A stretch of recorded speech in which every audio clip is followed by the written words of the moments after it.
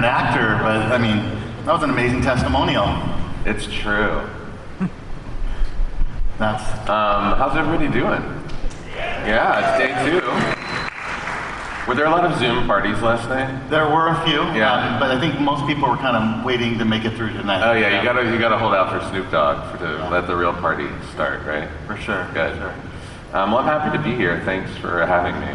Awesome. Well, we're of course more than happy to have you here, and we want to spend some time just kind of talking about your career, and maybe we'll peel back into Zoom too, of course.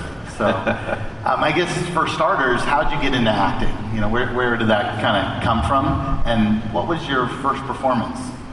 My first professional performance was as a Munchkin in The Wizard of Oz in 1988 at the Pittsburgh Civic Light Opera. I started acting as a kid. It was kind of a fluke, actually. I had a teacher in elementary school who recognized my inclination toward performance and sent home a note with me one day with a clipping from a local newspaper about auditions for this performance group in Pittsburgh where I grew up. And so my mom took me there. I'd never performed in my life, and I ended up getting accepted into this group, and that set me off on this journey that's brought me to Zoomtopia.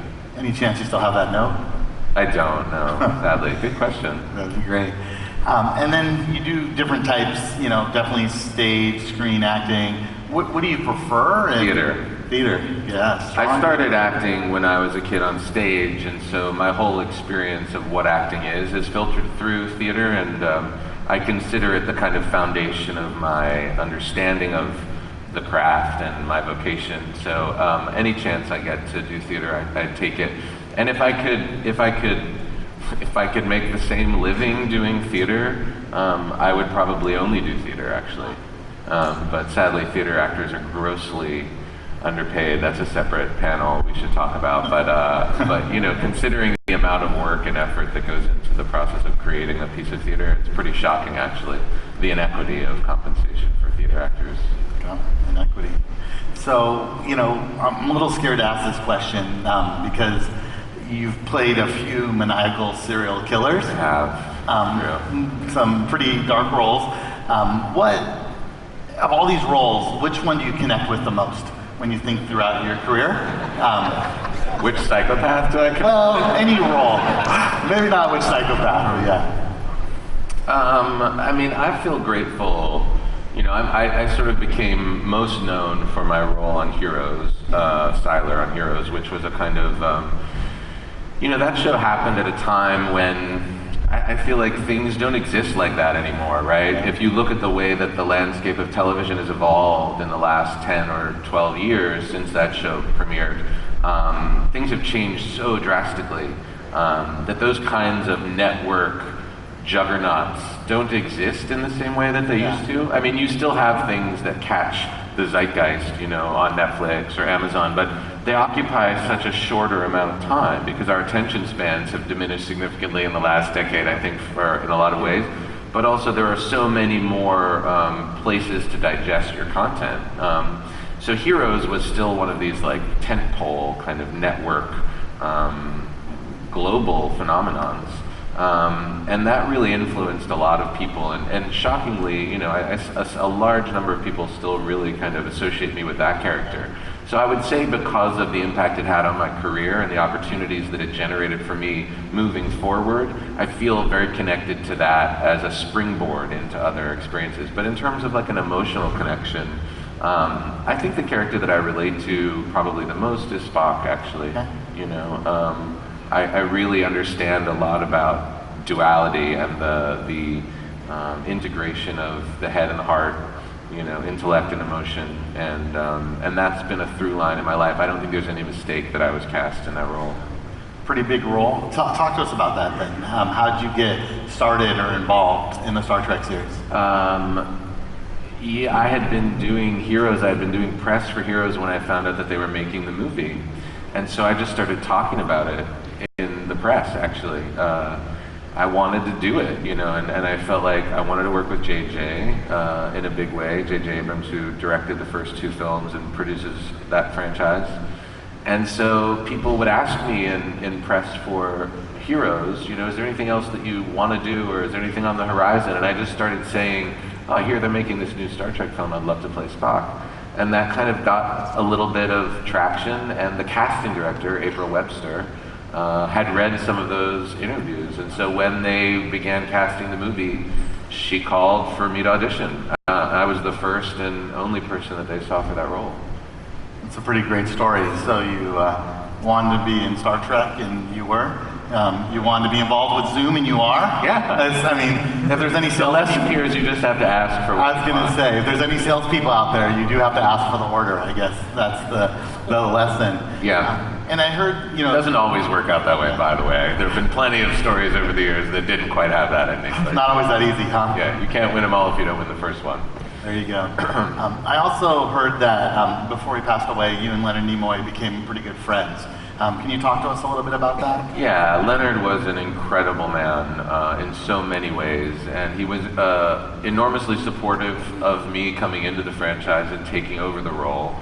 He was integrally involved in that process. I was really lucky to be the cast member who had his predecessor, the only cast member who had their predecessor involved in the first film. He was in the movie with us, and so our relationship began as a kind of passing of the torch, right? Passing the baton, and then it evolved very quickly into something much more profound and deep. And for the last decade of Leonard's life, he was a friend, a mentor, a father figure in many ways. I lost my own father when I was very young, and so there were these kind of really interesting parallels between Leonard and my dad. They were around the same age. Obviously, there's a physical resemblance, and so there was this kind of element of family that evolved between us.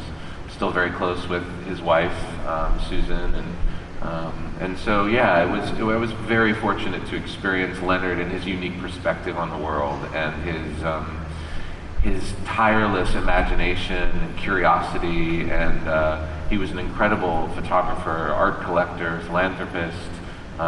He was a real Renaissance man, and lived life to the fullest. So I feel very grateful to have been privy to that, and to have gotten to know him as well as I did.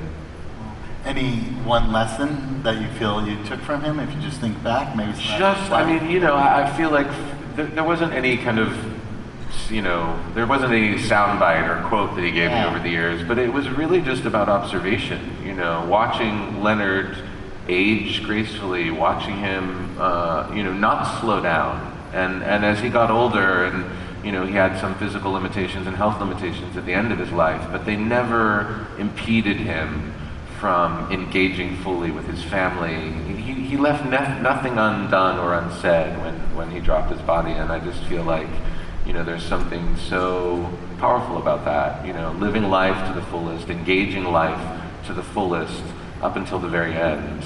I feel very lucky that I got to be a part of that, and that, that he shared that with me. Thank you for sharing that with us, and that's sound sage advice, right? Good lesson.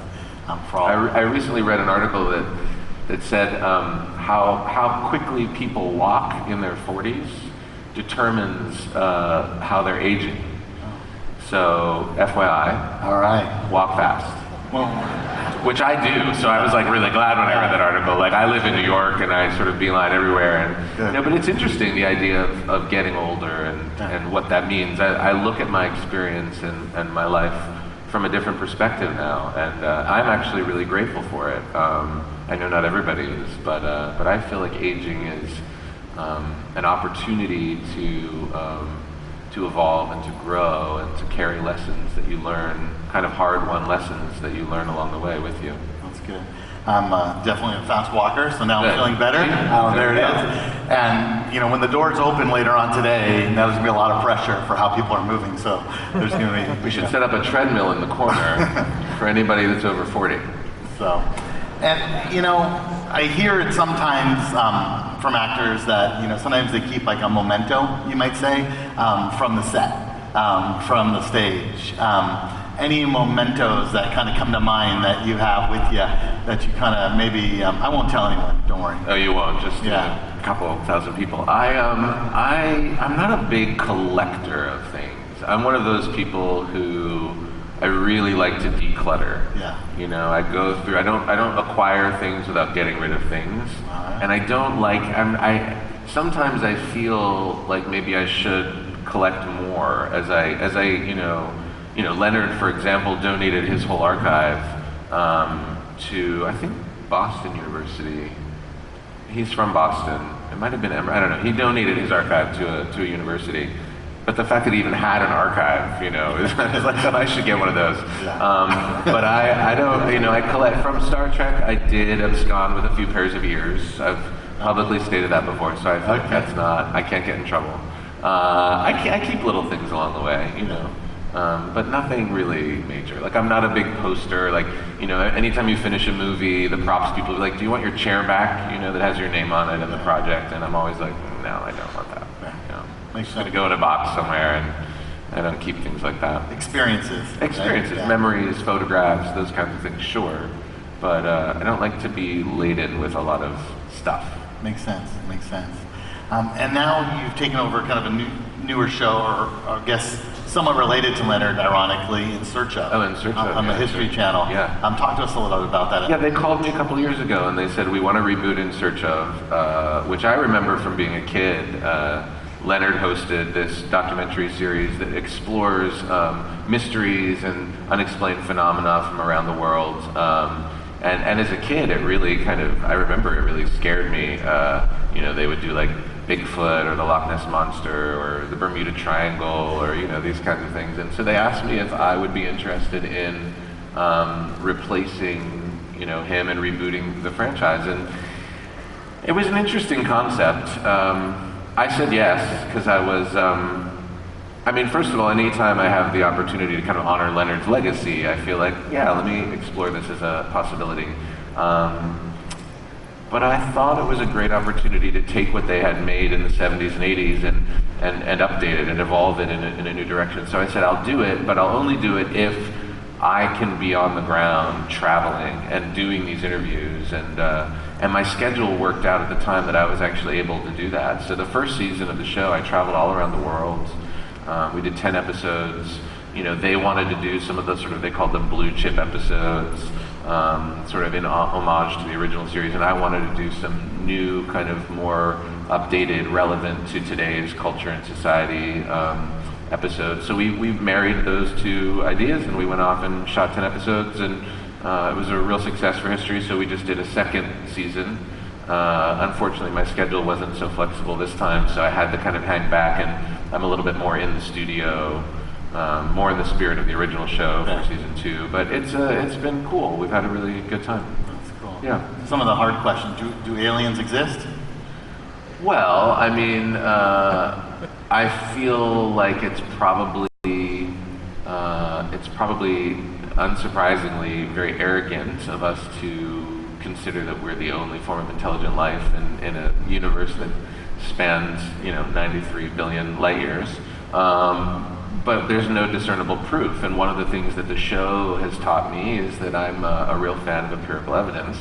I don't like to kind of go on theory or conjecture, but a lot of the people that we're interviewing in this world kind of are fueled by theories and conjectures, and so it's been an interesting balance. But I think there has to be some. I would say, be interested in what Mike has to say. Yeah, I was going to say. I would say there has to be some expression of intelligent life somewhere else in the vast universe. Yeah.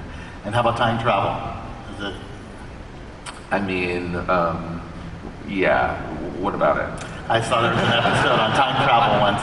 When I was a kid, the one thing I always wanted was a teleporter. Sure. I liked going places, but not necessarily getting there. Right. Yeah, I get that. Yeah. I mean, I think, you know, it depends on who you talk to and what their state of consciousness is. You know, time is a construct in certain ways that I feel like, you know, I mean, time is relative. We all know that, right? There are experiences where the clock is counting down, and you're like, how is it possible that 5 minutes have passed? And then, you know, 5 minutes can feel like 5 hours. So I feel like, I don't know. I don't think anybody's mastered the art of time travel.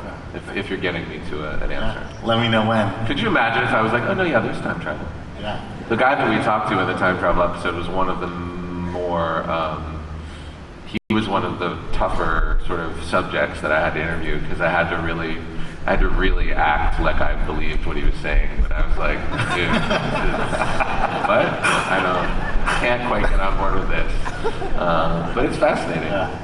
Good. Back to acting, any projects you're looking at or that you're excited about now, or since you just say what role you want to be in and you get it, just throw it out there. Yeah, sure. I'm currently in production on season 2 of Nosferatu, a show that I've been making for AMC. So I'm doing that until the end of this year. And then I'm interested in what's going to happen beyond that, and I'm not jumping at anything for the moment. I'm really kind of weighing my options, and I have a very robust life as a producer as well, and I have a production company that I engage with pretty fully, in its own right. So I'm developing a lot of projects in that space as well. So I'm a big believer, especially now at this point in my life, that like things emerge when they're meant to, and my goal is to stay available and open to where I'm meant to go, and stay connected to all of that. So we'll see. Yeah. Awesome. And talk to us about your production company. Tell us a little bit more, and how's it different, kind of being in a different part of the process? It's an entirely different skill set. I started my production company Before the Door Pictures in 2008. And in the first iteration of the company, we produced probably about 7 feature films. We started with a movie called Margin Call, which came out in 2010. And then we followed that up with that filmmaker J.C. Chandor's next 2 movies, All Is Lost and The Most Violent Year. And we made some smaller projects along the way, a film called Break Up at a Wedding, Banshee Chapter, a film called Aardvark. We did a documentary series called The Chair for Stars. So we produced a lot of stuff, and then the company sort of, changed. The people that I started the company with, we all kind of reevaluated our partnerships and moved in different directions. So now this is like Before the Door 2.0. I just signed a first look deal with AMC, so I'm developing a lot more television now. Between 2008 and now, television has evolved in really exciting ways, and so there's a lot more opportunity, I think, in TV. We're still doing film stuff also, but so now I have a project with JJ's company, Bad Robot, that I've set up at Paramount. I have a television project which is an adaptation of a novel that I've set up at a company called A24. Have another half-hour comedy that I'm developing with Amazon, and all the while, just entering into this deal at AMC, so I'll be developing with and for them. I'm also developing non-scripted programming with a separate company and a first look deal. What's a non-scripted program? Non-scripted is like documentary series, like In Search Of would be non-scripted. So yeah, doing a lot of different stuff. Awesome. And pushing things in a lot of different directions. And is there a meaning, Before the Door, the name of the production company? What led to Before the Door is actually the very first acting exercise that you do at Carnegie Mellon, where I went to drama school, is called Before the Door.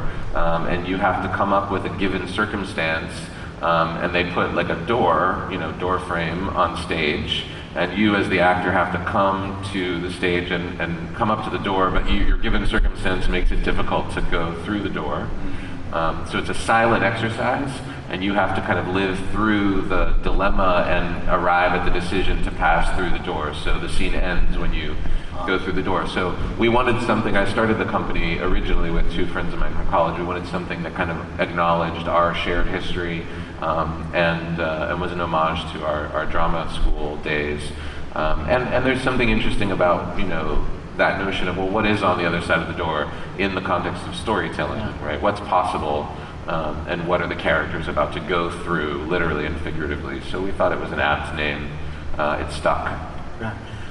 In speaking of kind of beyond the door, different, but in my career I've seen lots of individual contributors that want to become leaders or managers and things like that, and sometimes for different reasons, and there's an impression they think, from their seat what it's like, and then they go to the other side, and sometimes that's for people and sometimes that's not. And I guess from actor to also doing producing, I guess any surprises that came up, like, as you kind of switch, sides? Sure, yeah. I mean, the most difficult aspect of being a producer, an actor-producer, is that you suddenly become aware of how actors are talked about in terms of putting projects together, and how sort of dehumanized we are as actors, and it can be incredibly demoralizing, actually.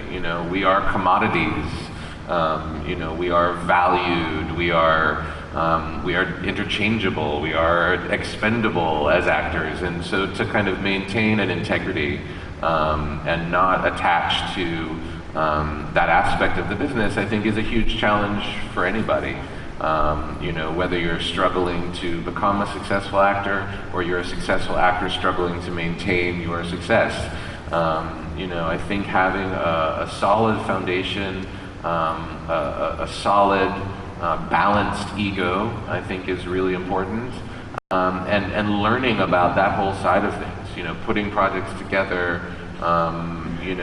it can be really difficult, and it's kind of a miracle that anything gets made in Hollywood, and maintaining that equanimity and that perseverance and that ability to continue to move things forward even in the face of challenges and adversity, I think is something that being a producer has helped me cultivate and round out in my life and my professional world. Live in the moment and keep moving forward. Absolutely, right? Yeah. Awesome. And then you talked about Zoom, of course, in the video. Do you remember how you first heard of Zoom, or even how it started, using it in your work? I do, actually, yeah. It was introduced to me by Karen Law and Eleanor Kuntz, who are the founders of a company called LeafWorks. And I was presented with an opportunity to invest in this company, and so we set up a video conference so that I could meet them and hear what they were talking about and what they were building and what they were doing. And so we had this video conference on this bizarre platform I had never heard of. I was like, why aren't we doing other things? Why aren't we using this thing? And they were like, oh, this is what we use. And I was like, okay, like whatever. And then it was so immediately easy. Like it actually, I said this in the video, like it feels weird to talk about something like this, but like it made me feel good.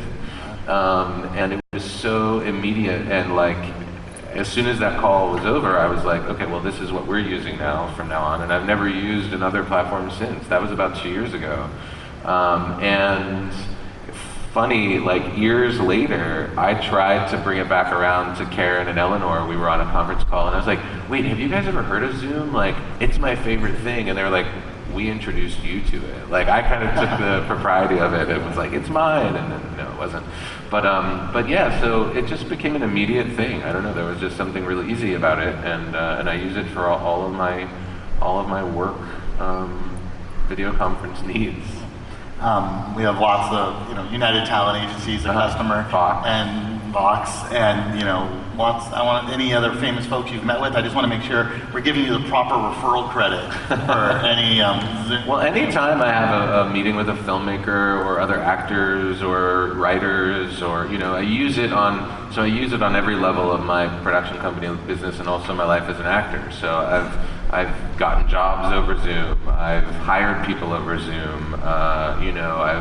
I've gotten pitched projects and like screen shared with people so that I can see their vision for a film, or understand the kind of tone, or for an animated film, I've had a whole pitch presentation that informed my audition that I then went and gave for that project. So, and then as an investor, it's great too. I have a lot of different sort of investor opportunities, and it's great because when you're putting your money on the line for something, you want to get a sense of who somebody is. If you can't be in the same room with them, the next best thing is you want a reliable connection so you can see the whites of their eyes.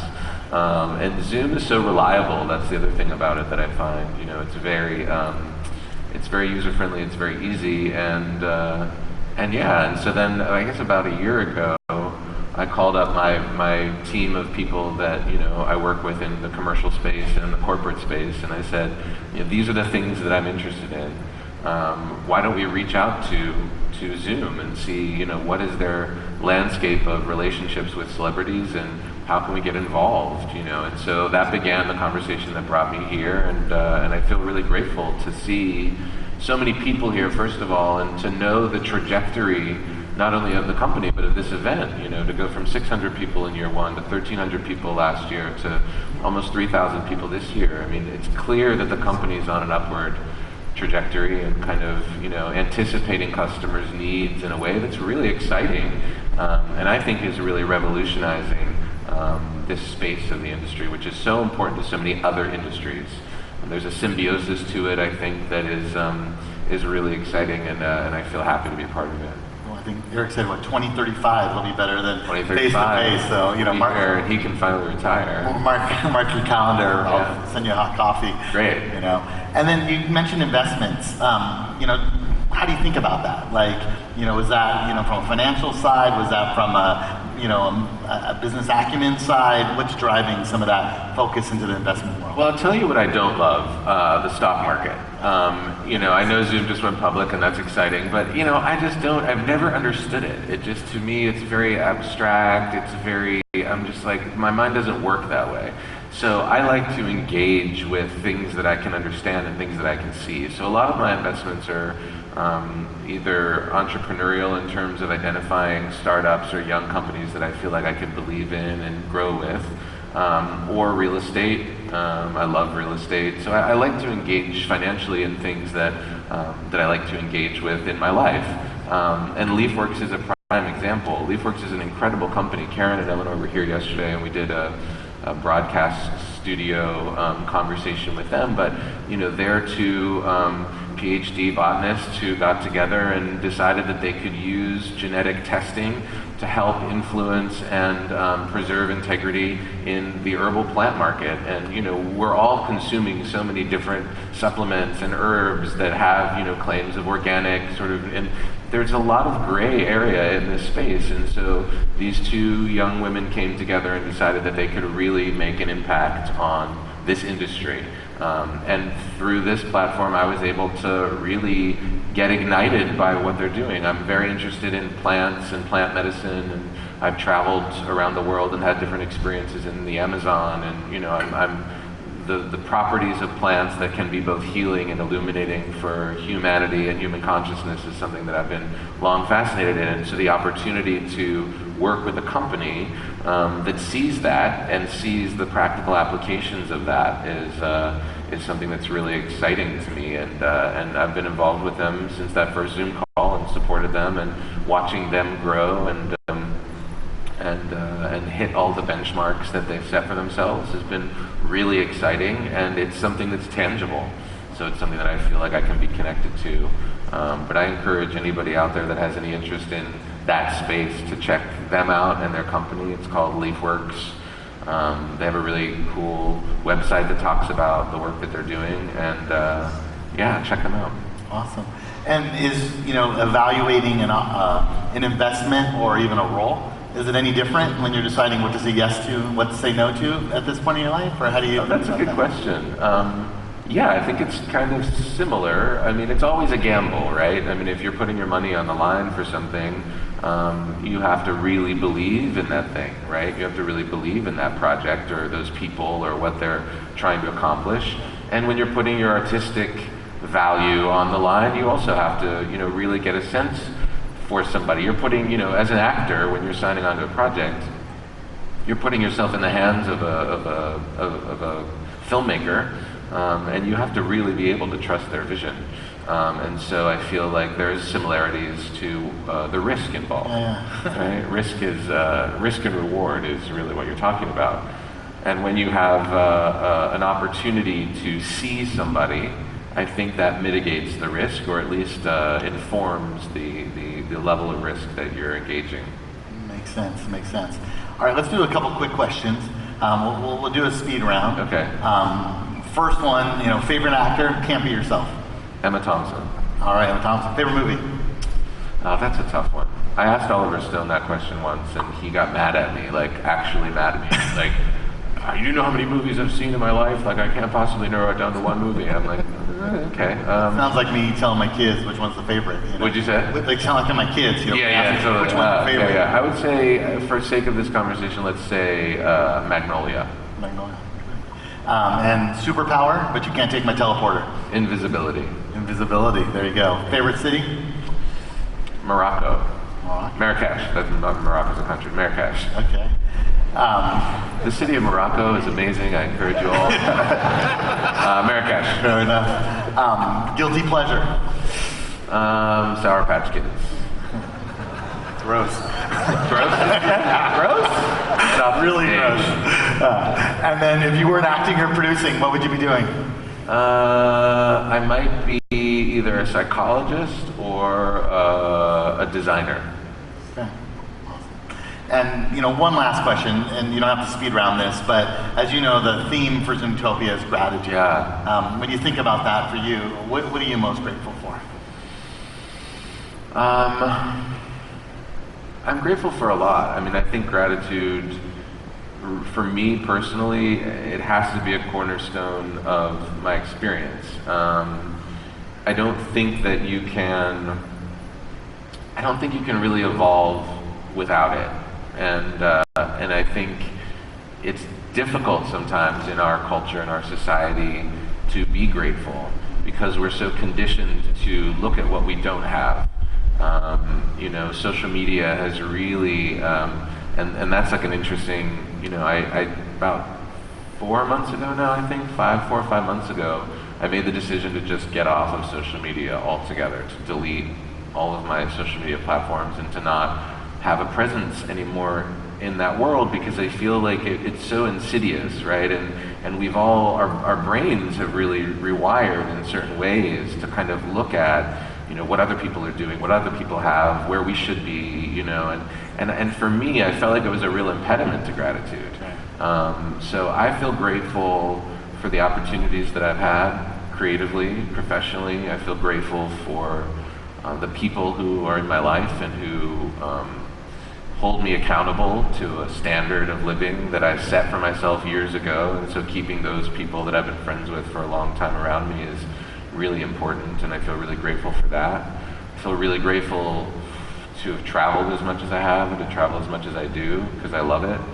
And I feel grateful to be living through this time, which is, I think, we'll look back on it for all of its upheaval and all of its turmoil and all of its uncertainty.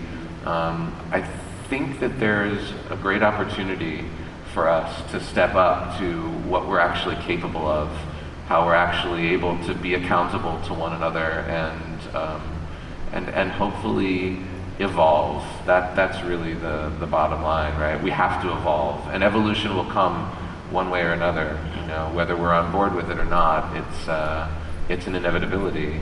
And so I think the more that we can stay connected and accountable to one another on a very human level, taking all of our differences aside and recognizing the vast ways in which we're similar, I'm grateful for the opportunity to do that, and I think we're living at a time where that presents itself more than maybe ever before. Thank you for sharing your story with us. We're very grateful for that. Thank you for Zachary Quinto. Thank you, guys. Happy to be here.